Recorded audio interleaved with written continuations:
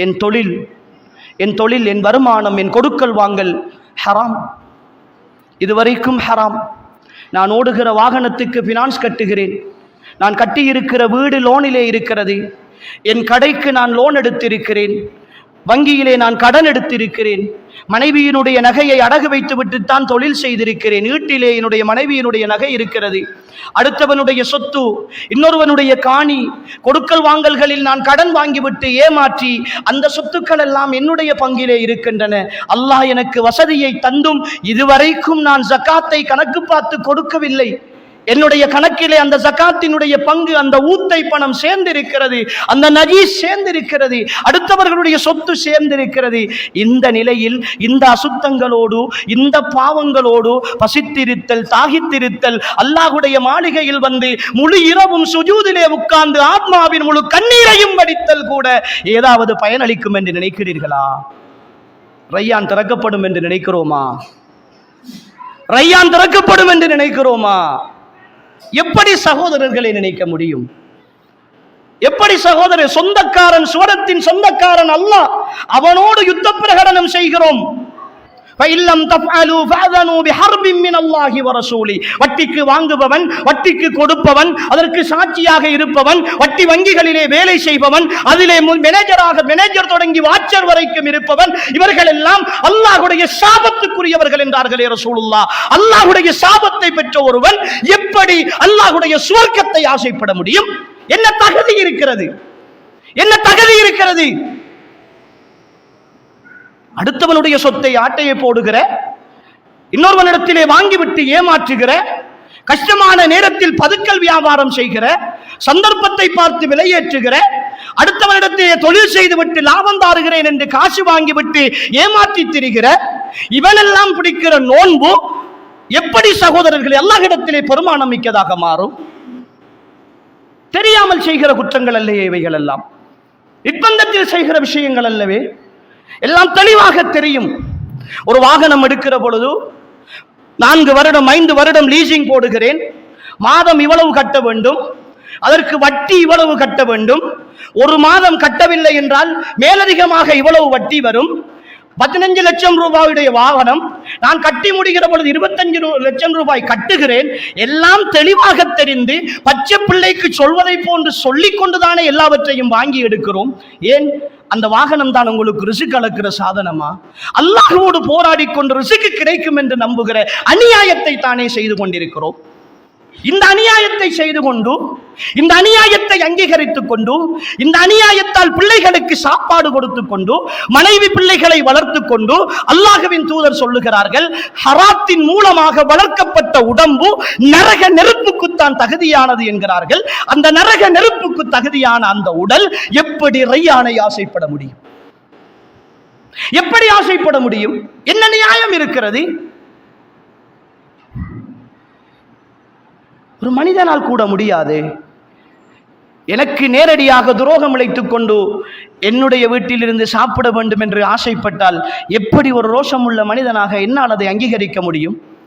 அப்பட்டமாக கண்ணுக்கு முன்னே எனக்கு குழிவெட்டுகிறீர்கள், எனக்கு மாறு செய்கிறீர்கள், என்னுடைய எதிரிகளோடு சேர்ந்து கொள்கிறீர்கள், எனக்கு எதிராக யுத்தம் செய்வதற்கும் சண்டை பிடிப்பதற்கு முன்னணியிலே நின்று வருகிறீர்கள், அதற்காக கையொப்பம் விட்டு வருகிறீர்கள், வந்துவிட்டு என்னுடைய வீட்டுக்குள்ளே வந்து விருந்து சாப்பிட வேண்டும் என்று வந்தால் எப்படி என்னால் அங்கீகரிக்க முடியும்?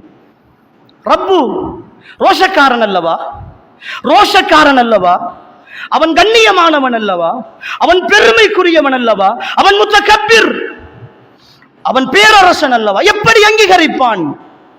அன்புக்குரியவர்களே, என் வாழ்க்கையின் கஷ்டங்களுக்கு அதுதான் காரணம். நான் நினைத்துக் கொண்டிருக்கிறேன், நான் யாரையாவது ஏமாற்றி விட்டால், யாருக்காவது குழி தோண்டி விட்டால், யாருக்காவது நான் சதி செய்து விட்டால், யாருடைய பணத்தையாவது எடுத்துக்கொண்டால், நான் வட்டிக்கு லோன் எடுத்து விட்டால் சாதித்து விட்டேன் என்று நினைக்கிறேன். இல்லை, நான் எனக்கு நானே குழி தோண்டி கொண்டேன், அழிந்து விட்டேன்.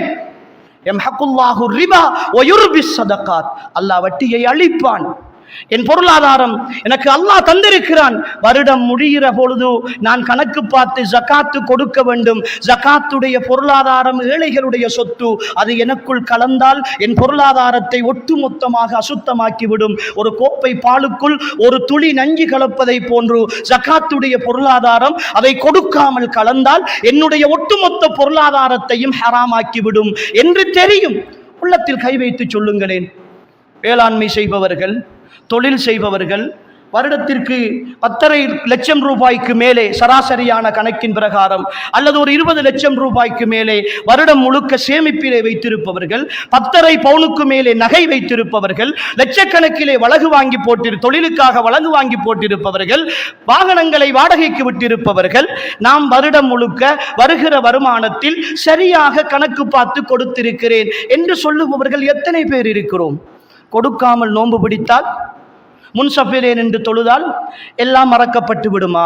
வல்லதீன யக்னிஸூன الذهب والفضة ولا ينفقونها في سبيل الله فبشرهم بعذاب أليم. அல்லாஹ் சொல்லுகிறான், தங்கத்தையும் வெள்ளியையும் பொருளாதாரத்தையும் சேமித்து வைத்துக் கொண்டு ஜகாத்தை சரியாக நிறைவேற்றாதவர்கள் இருக்கிறார்களே நபியே, அவர்களுக்கு துன்புறுத்துகிற வேதனையை கொண்டு நன்மாராயம் சொல்லுங்கள்.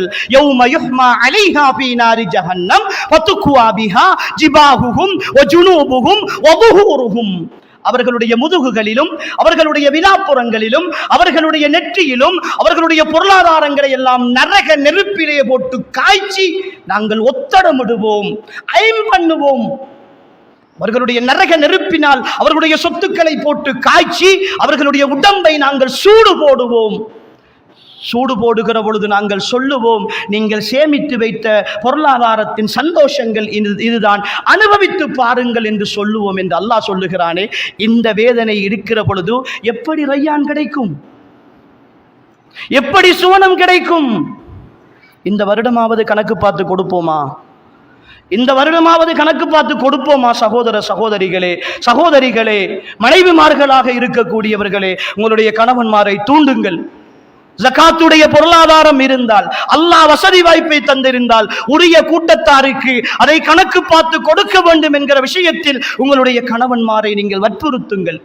ஹராத்தோடு, வட்டியோடு, ஏமாற்றத்தோடு, மோசமான பொருளாதார சம்பாத்தியத்தோடு உங்களுடைய கணவன் வந்தால் நீங்கள் பட்டினி நோன்பு பிடிக்க வேண்டி வந்தாலும் சரி, உங்களுடைய வீடுகளுக்குள் அதை அங்கீகரிக்காதீர்கள். இந்த ரமலான் உங்களுக்கான சுவனம், உங்களுக்கான சுவனம், உங்களுடைய ரப்புடைய திருப்தி. நீங்கள் சம்பாதிக்கிற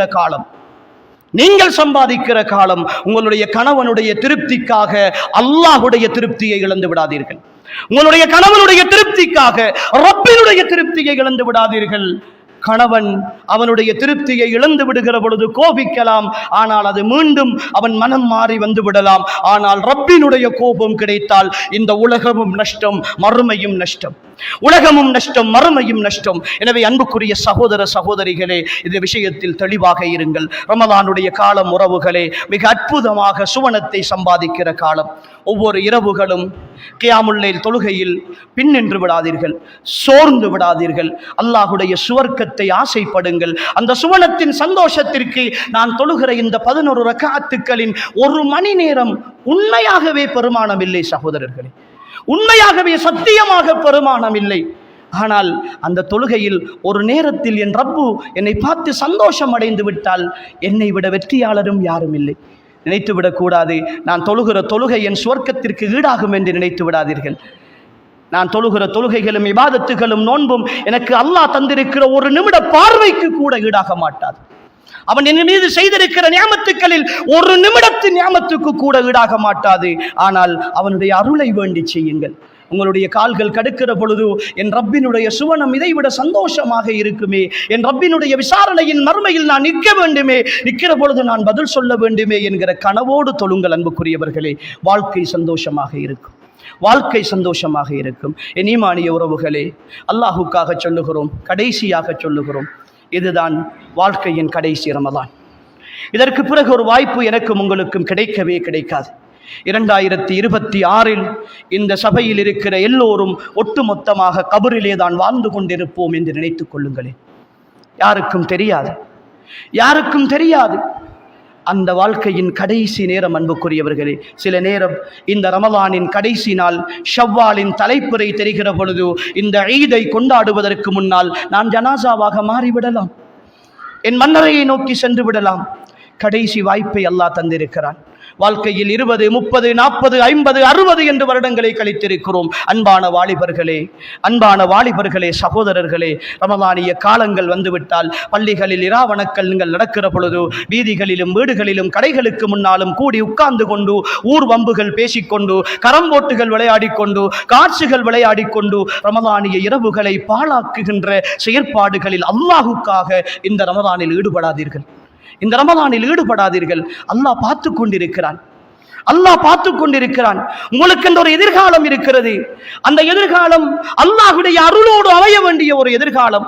அந்த சந்தோஷத்தில் அல்லாஹ்வுடைய திருப்தியை தொலைத்து விடாதீர்கள். அல்லாஹ் கோபப்பட்டால், அல்லாஹ் உங்களின் மீது அதிருப்திப்பட்டால் உங்களுடைய வாழ்க்கையே கேள்விக்குறியாகிவிடும். உங்களுடைய குடும்ப வாழ்க்கையிலிருந்து, கல்வி வாழ்க்கையிலிருந்து, தொழில் வாழ்க்கையிலிருந்து எல்லாமே கேள்விக்குறியாகிவிடும். அல்லாஹ்வுடைய கட்டளைகளை மீறி அல்லாஹ்வை மறந்து செயற்படாதீர்கள்.